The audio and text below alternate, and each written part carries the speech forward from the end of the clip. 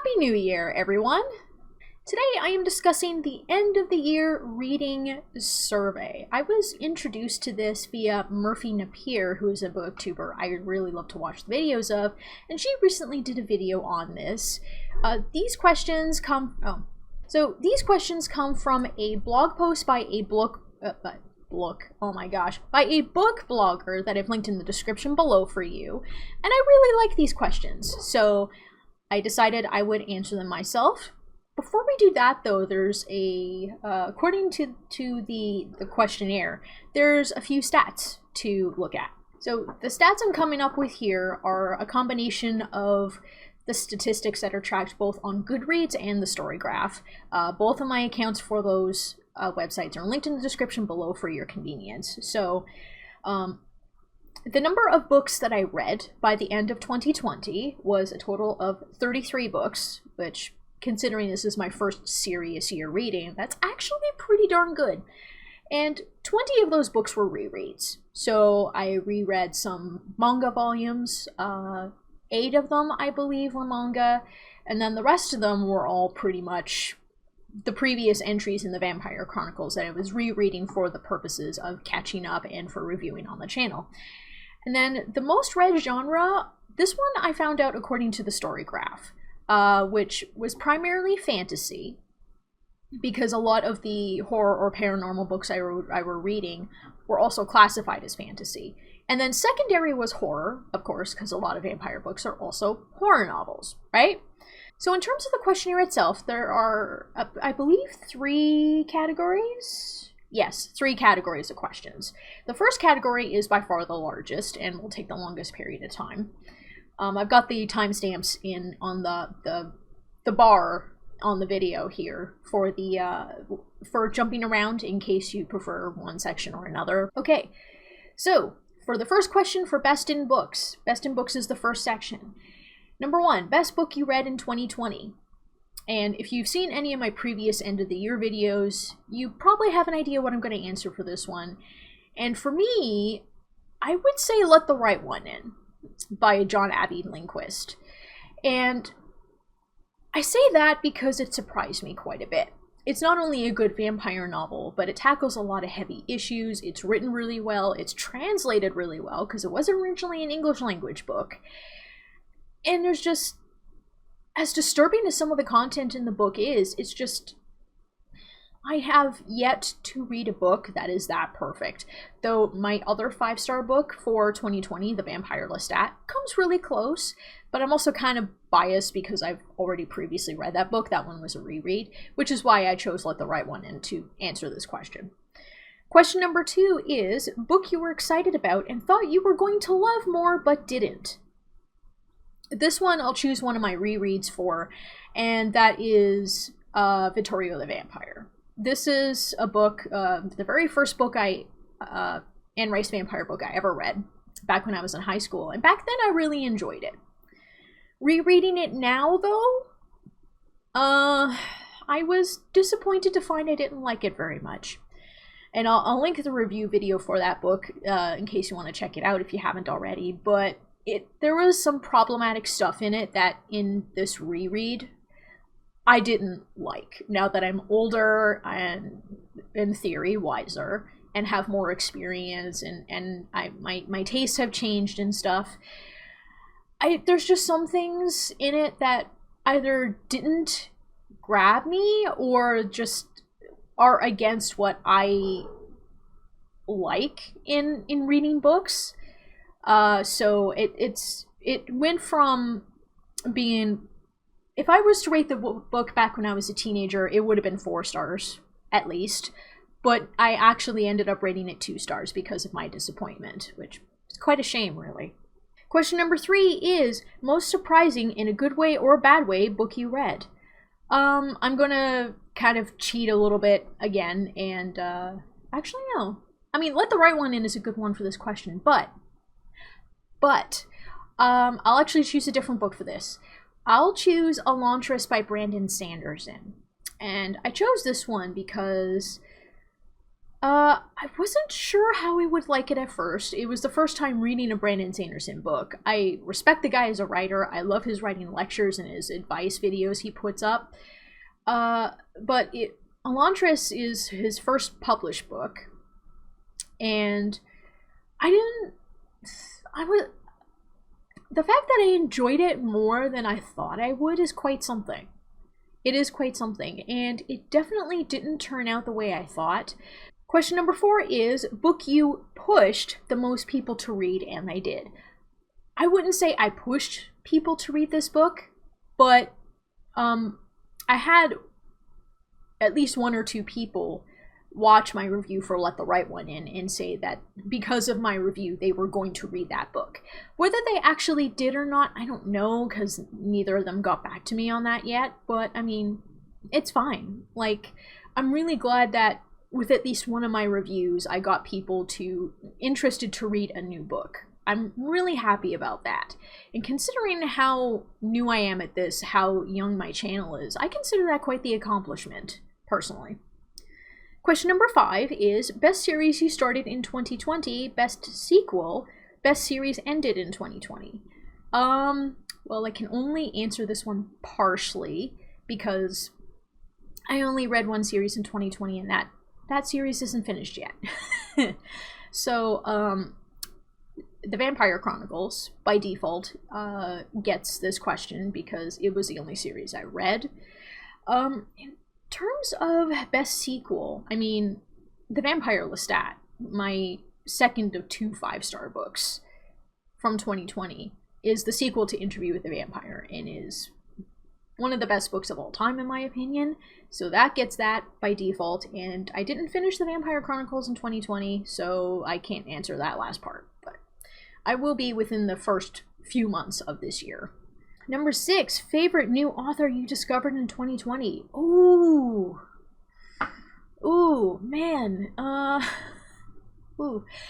This one, I've got a few different answers for. My first answer for this question is Octavia E. Butler. I read Kindred in the past several months, and I did not realize how much that book was going to affect me until I finished it. And if you've read Kindred, or any one of Octavia's books, you already have an idea as to what I'm referring to. But with Kindred being one of Octavia's best known books, and the one that has sold the most so far, I figured it would be the best one to pick up as a way of figuring out whether I would move on to read more of her books. And I am definitely going to read more of her books. My gosh. I pretty much, for my second answer, I pretty much already knew before I was finished reading Elantris, but Brandon Sanderson. I was going to be disappointed if I didn't end up liking Brandon Sanderson's stuff, to be real, because I really, really wanted to. And I'm glad I was justified in that I actually enjoyed Elantris, and I went and picked up like the Mistborn trilogy afterwards. I still have yet to read those books, but that I'm pretty thrilled on. And then the other one I'll mention here too is Joe Abercrombie, and I haven't finished a book of his yet. I'm like maybe a 5th or a 6th through The Blade itself, the first book in the First Law trilogy, the first book he ever published and wrote too, I think. And like, so where I live, we're in a lockdown right now because our cases in the province of Ontario here in Canada are too high. And right the day before everything shut down, because it was Boxing Day when it kicked in, so Christmas Eve basically, I finished work at 3 p.m. There's an Indigo on the way home. I had some points racked up to knock $50 off of a purchase, and this is how good Abercrombie's writing style is in my mind. I'm only about a 5th or a 6th of the way through that book, and I already knew it was going to be one of the best books I ever read. So I literally walked into Indigo, grabbed the other First Law books off the shelf that I didn't already have, and went up to the cashier. That was like 4 additional books. Dude, Man, for me to have that clear of a picture of how much I love this author's work when I'm not even halfway through reading the book, oh man. Question number 7 is best book from a genre that you don't typically read or was out of your comfort zone. I'm gonna say Kindred by Octavia Butler again, because, like, I haven't really bothered to read science fiction much at all. Like, I read a lot of fantasy, and now I'm reading a lot of horror, but sci-fi has... I've seen the odd thing on television and video games that are sci-fi, but I've never really bothered to read sci-fi books in particular, outside of comics. So, reading Kindred was interesting, because it is a science fiction novel, but very, very light on the sci-fi. Very, very light. It's just a little bit of a thing to help move the plot along, and that's it.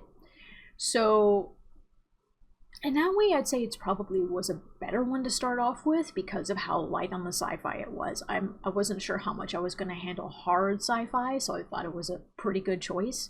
Question number 8 is most action-packed / thrilling / unputdownable book of the year. I mean, let the right one in. I get a feeling this book is going to answer a lot of these questions, among some others. Like, this is the... Let the Right One In is the one book, out of all the ones I've read so far, even rereads, that I'm like, I had a hard time putting the book down. I didn't want to, but I had to, because I had to do other things. Question number 9 is a book you read in 2020 that you are most likely to reread next year. I mean, I don't do rereads very often, so I don't... I mean, if it wasn't just books I read in 2020, I'd probably say Salem's Lot, because I do want to reread that book soon. But, I mean, maybe Let the Right One In? I don't know. I've got way too many books on my TBR to reread, but probably that one if I had to choose at this moment in time. Question number 10 is favorite cover of a book you read in 2020. Favorite cover? Oh.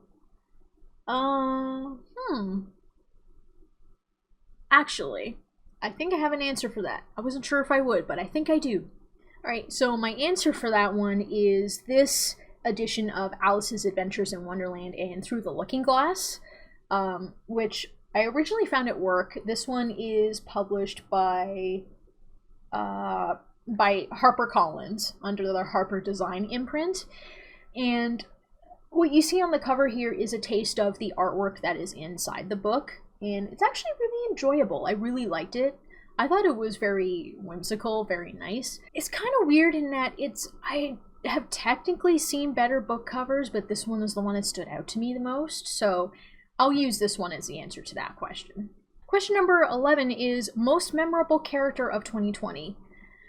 Well, I mean, of the books I read here in 2020, I'll say Marius de Romanis from Anne Rice's Vampire Chronicles, who, I mean, I'm a little biased because I really love that character, but he really has some good character development. Lestat de Lioncourt does too, but to me, I think, just based on the fact that Marius is written a little more consistently, I think, and a little more in line with how his character is than I feel Lestat is. I feel in some ways Anne Rice misstepped when it comes to Lestat in a few ways, just my personal opinion. But Marius, it's especially when by the time if you read every single book that he's in, and then you get to Blood and Gold, his autobiography book, so to speak, you do really have a good grasp of who he is as a character, what he's gone through, and the character development he's gone through. He is like Lestat in some ways with his personality, but unlike Lestat, he's learned more. But, I mean, Marius had the advantage of also being around for over 2,000 years. So, I mean, age and time will do that. Question number 12 is most beautifully written book read in 2020. Okay, so I'm going to say the Alice edition that I showed on the screen a few questions back. I'll show it again here. I really love that one so much, and Lewis Carroll's writing style with that book is so very whimsical, which is weird because I'm a very logical person, and if you've read Alice's Adventures in Wonderland and Through the Looking Glass and what Alice found there, you know, there's like pretty much nothing logical in there. Like Alice tries to find logic in it and she can't because they're dreams. They're not real. And dreams usually don't make any sense. So it's a little bit of a contradiction, but in a good way. Question number 13 is most thought-provoking / life-changing book of 2020. Okay, Kindred by Octavia Butler. And I'll say this because it's a book that tackles racial issues very heavily because of what happens in the book. And the protagonist is a black woman, but her partner and eventual husband is a white man. And they do have some discussions every now and then in the book, back and forth, about her experiences with race versus his and all that jazz. And there's this one discussion they have that talks about racial microaggressions that he doesn't realize he's saying or doing, and she points it out to him. And he's like, well, I don't realize I'm doing this. And she goes, I know you don't realize it, but that's why I'm pointing it out to you, because this is my experience. And it was definitely very thought-provoking, and especially once you finish the book. Like,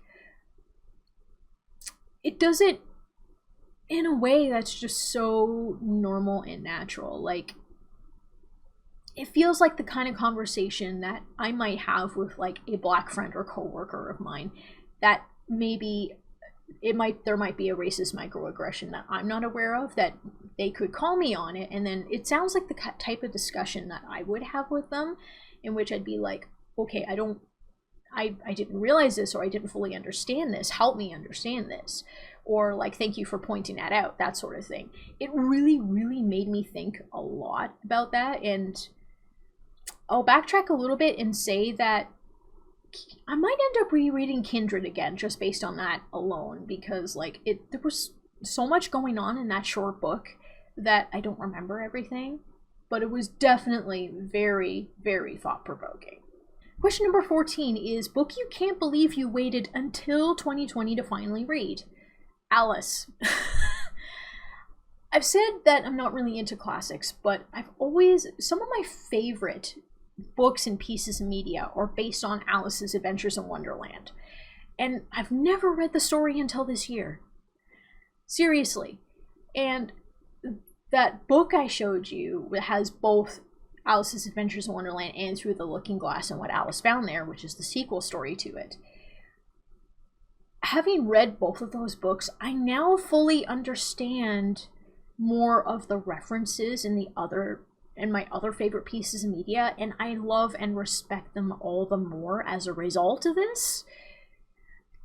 Quite a thing to experience, I'll say that. It's easily made those stories some of my favorite of all time. Question number 15 is favorite passage / quote from a book you read in 2020. So I had to look this one up because, like, I last read Interview with the Vampire at the start of 2020, so it's been a while and I don't know what page it was on or anything. But my favorite is a quote from Lestat from Interview with the Vampire, and some of you might know what this is, but I'm going to read it off the screen here. I believe it's Lestat himself that says this, and that is, "Evil is a point of view. We are immortal, and what we have before us are the rich feasts that conscience cannot appreciate, and mortal men cannot know without regret. God kills, and so shall we. Indiscriminately he takes the richest and the poorest, and so shall we. For no creatures under God are as we are, none so like him as ourselves. Dark angels not confined to the stinking limits of hell, but wandering his earth and all its kingdoms." Man. And that was from, like, before all the other stuff happened to Lestat. Can you imagine? Question number 16 is shortest and longest book you read in 2020. The shortest book in terms of page count that I read was Volume 5 of Black Butler, which is 176 pages. And then the longest book is one I just finished reading before the end of the year, and that is Blackwood Farm by Anne Rice. And that one was 626 pages. Which, it's a mass market paperback, so it's not really that long, but that's, in terms of page count, that was the longest. Question number 17 is book that shocked you the most. Hmm. I mean, I would say Kindred by Octavia Butler. Um, for a bunch of different reasons, which some of them I think I may have stated in earlier questions, so I'm not going to repeat them. But it was definitely a shocker to read that book in more than one way. Question number 18 is OTP of the year. You will go down with this ship. OTP, for those of you who are not aware, is short for one true pairing. I mean, now that I'm nearing the end of the series, I would probably say maybe Quinn Blackwood and Mona Mayfair, who their relationship is established in Blackwood Farm and then is emphasized in Blood Canticle. And they really do seem like they love each other quite a bit, not only in like a physical sense, but definitely more of an emotional sense. Mona will listen to Quinn more than anyone else, and especially Lestat. And then, you know, Quinn himself, he's very protective of Mona. He's definitely, I would say sometimes he's a little too protective, but I think he's learning not to be. The development of their relationship, although you don't see it as much as some other character relationships in the series, I feel is a very, very strong one. Question 19. Favorite non-romantic relationship of the year? Oh, geez. I mean, when you read the Vampire Chronicles, a lot of relationships are romantic because vampires just love a lot of people. They fall in love with people, especially humans, very easily. I can't think of one off the top of my head, although, I mean, is it kind of cheating to say Lestat and Marius? Because, like, they technically, they love each other, but it's not so much romantically, so much as more of like a teacher, of like a mentor-student type of relationship. They have their feelings for each other, but it's not anywhere near as strong as their relationships with other certain characters. So I'll say Lestat and Marius as the answer to this question. Favorite book you read in 2020 from an author you've read previously? The Vampire Lestat by Anne Rice. 5 stars, amazing book, perfect sequel to Interview with the Vampire. You should read it if you haven't already. Question number 21 is best book you read in 2020 that you read based solely on a recommendation from somebody else, peer pressure, bookstagram, etc. I mean, I don't normally read books based on peer pressure. This one is a hard one to answer, especially since we're talking about books I actually finished reading in 2020. Because, like, all the answers I'm thinking of are either books I haven't finished reading yet, or ones that I finished reading in 2019. Oh boy. I suppose I'll just default to Brandon Sanderson for this one, with Elantris, even though I already liked him as a person and as like someone who teaches about writing, but he's also highly recommended because so many people who read fantasy love to read Brandon Sanderson. Not everybody, obviously. People have their tastes. But it was, his stuff was recommended to me based on, you know, other booktubers that I've watched and so on. So, question 22 is newest fictional crush from a book you read in 2020. Oh boy. I mean, I could just cheat and default to Marius, maybe, or Lestat, perhaps. Yeah, I guess I'll say Lestat is probably a fictional crush of mine, I guess, if I had to choose one. Though I'm honestly not sure about answering this question. Number 23, best 2020 debut you read. 2020 debut. Okay, so this I'll have to pull an answer from my arcs. Because I did read a couple arcs off of NetGalley this year. And they're like the only recent books, and I'm gonna kind of cheat a little bit because I just finished reading this book after 2021 hit just the other day. But I started reading this book in 2020 because there's literally no other 2020 release that that I would say is best. And that is Slay, Stories of the Vampire Noir, which is a book from an indie press called Mocha Memoirs Press. And it's an anthology of stories about vampires and vampire-like beings written entirely by Black authors.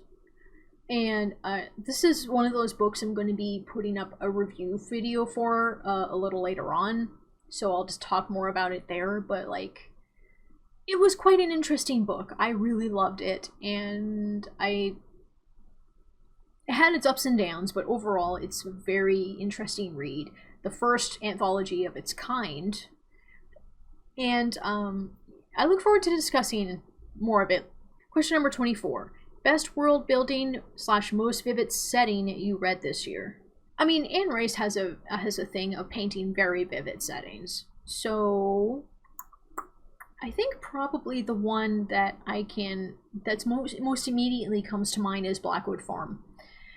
The actual location that's present in the book Blackwood Farm and in Blood Canticle. It's because it's the most recent that I read, it's the most fresh in my mind, and it is so well described. Not only the house, but also the swampland that the house borders, and all the stuff that happens in that swampland, in and around it. So I would say Blackwood Farm. Question number 25 is book that put a smile on your face / was the most fun to read. I mean, this doesn't necessarily have to be a lighthearted book to get this kind of response. So I wouldn't say lighthearted, but definitely fun to read. I'm gonna put Let the Right One in here again, because even though this book was very dark and tackled a lot of serious stuff, it was a very fun read. And like I stated in an earlier question, I couldn't put it down. It was really hard to do, so. Number 26, book that made you cry or nearly cry in 2020. That one, Kindred by Octavia Butler. This is the book that I did not realize how much emotion I had attached to this book until I hit the epilogue. It was like last couple of paragraphs before the end of the epilogue. And I legit started tearing up because the protagonist goes through so much crap in this book. So much life-threatening crap that is very real because it's part of the history of America. And it's just, I was tearing up because I was so happy that this character was no longer going to experience any of that horrible shit anymore. Number 27 is Hidden Gem of the Year. Okay, I'll say A Blade So Black by L.L. McKinney. A Blade So Black is an interpretation of the Alice in Wonderland story, a reinterpretation, with a black girl as the protagonist. And the way the author has interpreted their vision of Wonderland and the stuff that happens in that book, if you're someone who loves the original stories by Lewis Carroll or just wants to read another book that is full of black girl magic, you have to read A Blade So Black. 28, book that crushed your soul. Kindred by Octavia Butler. If it was able to make me cry, it crushed me. 29, most unique book you read in 2020. Most unique book. I mean, I'll say Elantris by Brandon Sanderson again. Mostly from the fact that I don't want to say too much because I'm going to be talking about it in another video, but its interpretation of undead beings. Like, it's not your typical, it's not zombies, but they're kind of like zombies, and I don't want to say too much. Watch for that video, and I'll talk more about it then. That to me makes it more unique than anything else. And question number 30, final question of this portion, is book that made you the most mad. Didn't necessarily mean you didn't like it. Made me the most mad. Mamnock the Devil by Anne Rice. I was mad to a point because of the fact that I felt like it was a waste. You know, I was reading this book and I'm like, what is the point of this book? It feels like there's no point to this book. Now, your tastes probably are different from mine, and there's a lot of people who are very vocal about the fact that I was apparently wrong in my tastes, even though an opinion, especially one on a fiction novel, can't necessarily be wrong. Your opinions are fine. Mine don't invalidate them in any way. But just that book, like Tale of the Body Thief was very pointless already, but like Mamnock the Devil, that book will forever stand out to me as one of the most pointless books, if not the most pointless I have ever read. Okay, so now we're tackling category number 2, which has only 10 questions to it. The category is called Your Blogging / Bookish Life. So question number 1 is, new favorite book, blog / bookstagram / YouTube channel you discovered in 2020.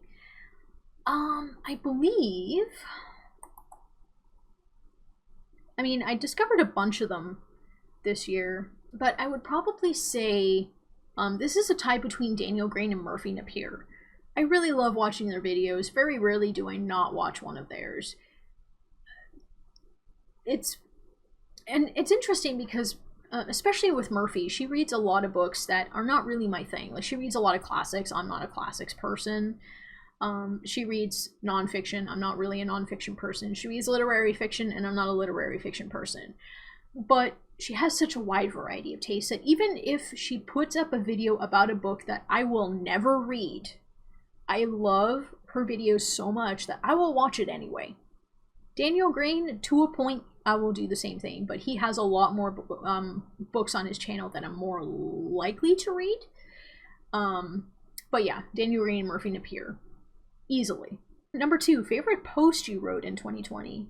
Well, this can be switched around to say, like, video post or whatever, not just blogging post. Although they don't get very many views, I like my Vampirism in Fiction series, and I like the initial video I did on that about Bram Stoker's Dracula. I thought it was a very good analysis of the story and vampirism in the story and how it's interpreted. And I don't have any more of those videos planned in the near future, but I do plan on doing more of them later on down the line. Favorite bookish related photo you took in 2020? I mean, I am so bad with my Instagram. I meant to do a lot of bookish photos last year, and this year I'm going to make an effort to do more of them, but I still haven't done any yet. Oh my gosh, I am so bad. I need to put reminders for myself, because I keep forgetting about Instagram. I will browse Instagram on a daily basis, but you think I would remember to put stuff on it? No. Number 4, best bookish event that you participated in, author signings, festivals, virtual events, etc. I mean, I didn't really participate in any bookish events this year, so I can't answer that question. Number 5, best moment of bookish / blogging life in 2020. Best moment, the fact that I actually got my channel started in 2020. Like, I've been meaning to do a YouTube channel for the past few years before that, and I think my husband was getting kind of agitated because sometimes I say things and I don't actually do them, or it takes forever for me to get them done. But the fact that I've actually gone out of my way to do that this time, it's really cool, and he's really thrilled that I'm actually doing this. Number 6 is most challenging thing about blogging or your reading life this year. Trying to figure out how my reading habits and tastes are, and I'm learning that they change a lot. And I'm okay with reading whatever, but it's like the amount of books that I read and the ones I choose to read are like, it's up, down, all around. I don't have anything specific that's like, oh, I'm reading this at this point in time. It's more like, one, if it's a series, do I have all the books in the series? If not, I'm not going to tackle it right away, because I like having all the books first so I can just blitz right through them. And then 2, am I in the mood to read that particular book at this moment in time? And if I'm not going to pick it up regardless of whether I plan to or not. So because of that, there are some things that I originally planned on that I set aside, and I had a bit of a reading slump towards the end of 2020, so that affected how many books I was reading as well. So although I wanted to read more than just 33 books, I ended up with 33 as a result of that, but it's still way better than I originally thought I would do. 7 is most popular post this year on your blog, or in this case YouTube channel, whether it be by comments or views. Okay, so I'm going to actually bring up my YouTube studio thing and see what it says. Okay, so according to my YouTube video analytics, from what it says here, my most popular video based on views is currently upcoming series reviews, which is top recent videos, by the way. Top recent videos, number 1 is upcoming series reviews at 54 views. Which is not bad. I mean, 54 views, that's quite a bit. It's not the best of all time though. Okay, if I go by actual views overall, there was a video I put up back in May of 2020 where I talked about the announcement that AMC had acquired the rights to Anne Rice's Vampire Chronicles and Lives of the Mayfair Witches adaptations. And that video has, I think, the most views and comments. Does it have the most comments as well? I'm pretty sure. At 994 views as of me recording this video, which is January 8th? No, my birthday was on Thursday, on January 9th. So as of January 9th, 2021, it has 994 views and 46 comments. And 43 likes. So it's definitely, so far, my most successful video. Number 8 is post you wish got a little more love. Either of my vampirism and fiction videos. I like doing those videos, and right now they're not very popular, but I'm gonna keep doing them even if it's not that popular, because I just really like doing those videos. Number 9 is best Bookish discover, book-related sites, bookstores, etc. So I live in an area where there's 3 cities so close together, they basically run into each other. You only know you've changed cities when the sign says, oh, you've entered this city, because quite literally they're side by side. And I live in Kitchener, so on one end of Kitchener is Cambridge, and on the other end is Waterloo. And there was an independent bookstore in Cambridge that, at the start of 2020, had closed down because the owner chose to retire and didn't want to pass the business off to other people, which I understand because Indigo had moved into that exact same mall where the bookstore was, not a little ways down from where the bookstore was, so Indigo was competing with them and taking some of their business, so I understand that. But my discovery is in trying to find a new independent bookstore to buy my books from. I found one downtown Waterloo called Wordsworth Books, and they have a website. You can actually order stuff on their website and stuff like that. And I was so thrilled to find that. Like, I was desperately looking for a new independent bookstore, because as much as I love Indigo, independent bookstores are the backbone of the book publishing industry. And they are, especially now that we're in another lockdown where I'm at, they're definitely going to get way more of my patronage now more than ever. Number 10, did you complete any reading challenges or goals that you had set for yourself at the beginning of the year? I did succeed in reading a lot of books, as we know. I had set up reading challenges on both Goodreads and the Storygraph that I was gradually increasing as the year went on if I knew I was going to hit a point I could get to. So I eventually ended up settling the challenge at 30 books and read 33. So that's one reading challenge, register on 2 different websites. Okay, so final section of this questionnaire is looking ahead. This is only 6 questions, so it says, number 1, one book you didn't get to in 2020, but will definitely be your number 1 priority in 2021. I originally wanted to finish reading the Vampire Chronicles completely by the end of 2020, and obviously that didn't work out. I'm still tracking away at those. So I've made it my priority to just keep reading the Vampire Chronicles this year until I'm completely finished, which should be within the next few weeks or so. Number 2 is book you are most anticipating for 2021, a non-debut. Okay. So a non-debut anticipation. I would say Certain Dark Things by Sylvia Moreno Garcia, because the book originally came out in hardcover a few years ago. It's been out of print for a while, but Tor Nightfire, which is a new imprint of Tor, the fantasy publisher, they picked up the rights to republish the book in paperback. So it's supposed to come out before the end of this year. I believe the release date for it right now is sometime in September.